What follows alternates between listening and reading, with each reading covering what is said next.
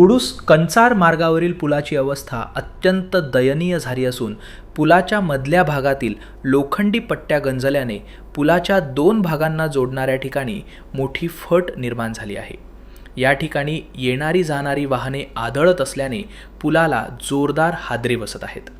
पुलाचे कठडे तुटण्याचीही शक्यता असून तसे झाल्यास वाहने अडकून मोठा अपघात घडू शकतो अशी भीती नागरिकांकडून व्यक्त होत आहे. दररोज दगडी खदानीमधून खडी वाहतूक करणाऱ्या जड वाहनांच्या सततच्या येजामुळे पुलालगतचा रस्ता खचून गेला आहे. त्यामुळे रस्त्यावर मोठे खड्डे पडले असून विशेषतः रात्रीच्या वेळी दुचाकीस्वार या खड्ड्यात पडून गंभीर अपघात होण्याची दाट शक्यता आहे. मात्र या गंभीर समस्येकडे स्थानिक प्रशासन तसेच जिल्हा प्रशासनाचे दुर्लक्ष होत असल्याचा आरोप नागरिकांकडून केला जात आहे.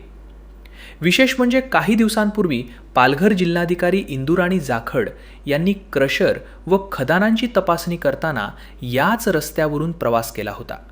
त्यांनी येथील परिस्थिती पाहिली असणार तरीही आज तागायत हा खड्डा बुजवण्यात आलेला नाही.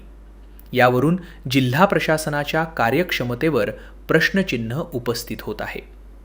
जर या ठिकाणी अपघात झाला तर त्याची जबाबदारी जिल्हा प्रशासन घेणार का, असा थेट सवाल आता स्थानिक नागरिकांकडून केला जात आहे.